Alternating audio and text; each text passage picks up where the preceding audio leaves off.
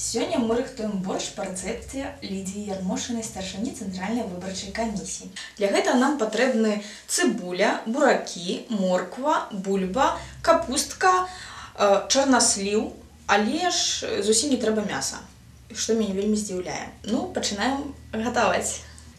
Лидия Михайловна пропонує порезать моркву, цибулю, бульбу, залить усё гэта кіпнем и почекать 15 хвилин. Робим. Чик.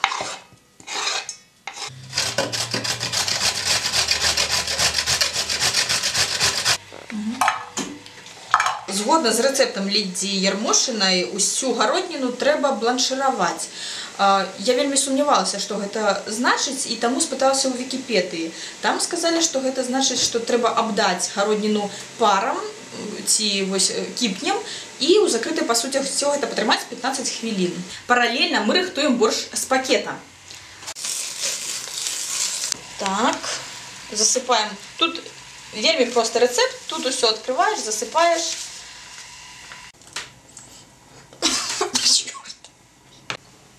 15 хвилин прошло, и я сподіваюся, что наша городнина сбланшировалась. Добавляем сюда капустку и ставим вариться на 10 хвилин. За этот час мы потерли бураки на терку и добавили развели томатную пасту. Все это мы добавим в наш борщ. 10 хвилин прошло, добавляем бураки. Так. По рецепте Лидии Михайловны тертый бурак варится литерально 3 хвилины, тому наш борщ уже амаль готовый. По ее рекомендации для смаку добавляем трошки черносливу и выключаем. Наверняка у каждой хозяйки есть свой рецепт борща. Вот.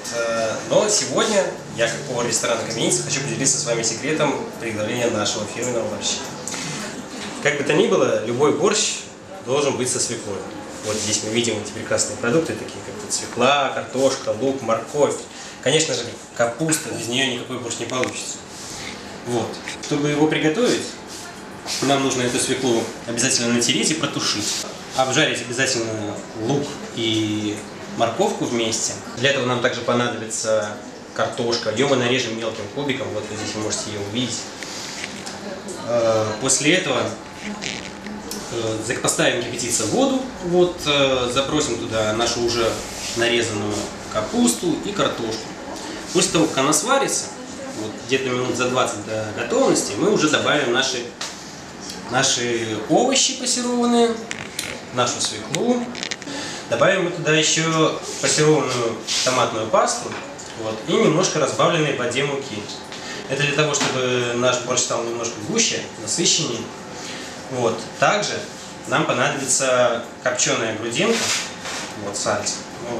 К нему мы добавим мелко-мелко рубленый перец и чеснок. Вот. Все это добавляется в сам борщ. Отдельно нам понадобится сварить немного ребер. К итогу мы подготовим заранее себе, разумеется, отваренную гречку. Ее тоже с этой грудинкой обжарим. Вот, и подадим вот этот вот прекрасный, насыщенный, всем известный борщ. Приятного аппетита! Недоварено. Угу. Хорошо. Вот.